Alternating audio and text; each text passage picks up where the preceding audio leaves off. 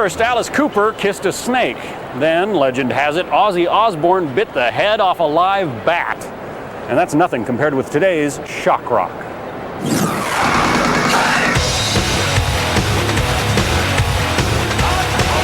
Boom! It's all-out rock. And there's plenty of shock. It's called shock rock, and that means a whole lot of fire, blood, and even mock executions. Yeah! Right now, shock bands like Rob Zombie, Gwar, Insane Clown Posse, Marilyn Manson, and the Jenna Torturers play to sold-out crowds who can't seem to get enough. The show is awesome. I couldn't expect anything more. It's hella crazy, dude. Meet Rob Zombie, a modern-day master of shock rock. Fox Files brings you the first network look at Living Dead Girl from his debut solo album, Hellbilly Deluxe.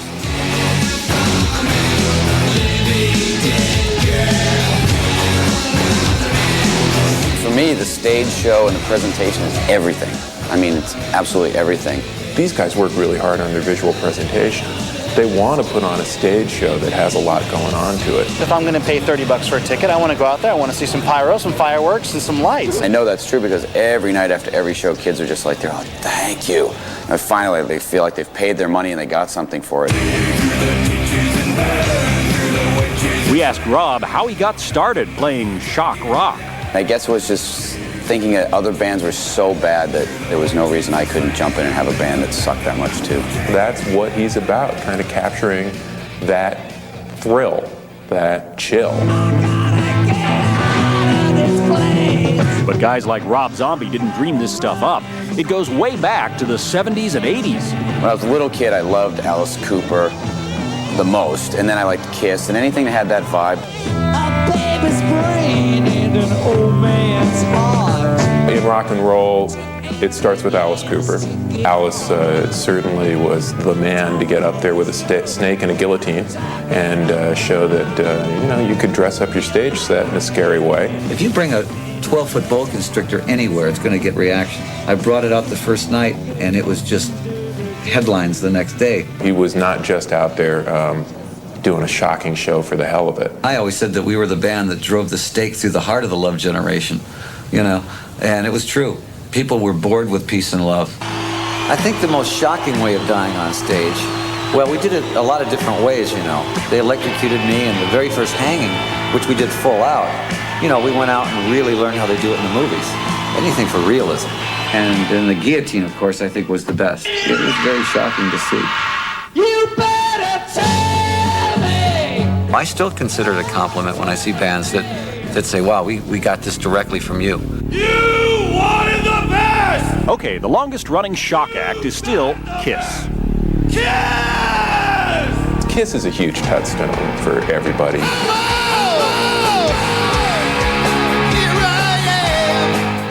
Since the early 70s, there's been no stopping Kiss.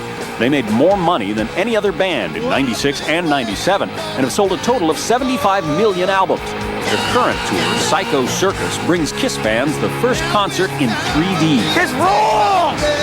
Yeah! The reason we're doing well is because you made us who we are. We love Kiss! Get ready and fasten your seatbelt.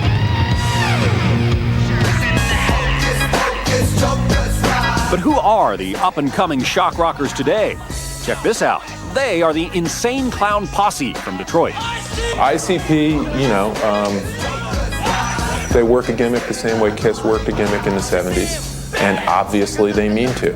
A lot of people say, oh, it's a gimmick, it's fake, you're just coming up with ways to sell records. They have something to say, but they also want to put on a show for the kids. It didn't seem like a good idea then, but now that we're getting paid, now that records is platinum, all of a sudden it was a good idea. On the carpet, let's take a spin. Everybody's waiting for the show to begin. And we had to ask, what's with the Faygo? It's a cheap soda pop you get from the store for 60 cents, for a 2-liter, And it just don't make no sense, so that goes with us. Great, you know what I'm saying? Because we don't make no sense neither. And neither the people that buy a record. So everything just comes around in a full circle. We don't need a reason. It's fresh.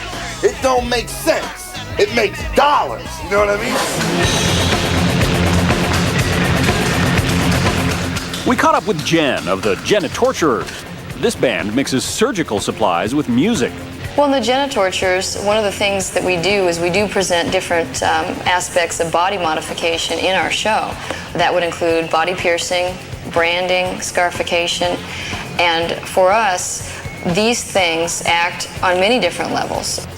What they do up on stage is so outrageous. The boundaries they want to push make people so squeamish that you pay attention to something else before the music. I think that one of the unfortunate things about bands in the past who have adopted a different element and a different approach to music, such as ourselves, is that there's sometimes where people will say that the show is only there to take the place of good music, and with the Genitorturers, that's certainly not the case. I know that even Alice Cooper had problems with when he first started out, where people just want to talk about the show, the show, the show.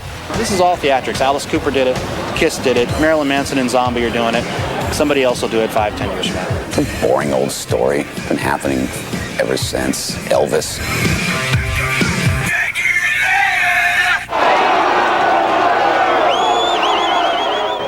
Heroes and Zeros is next. Stay tuned.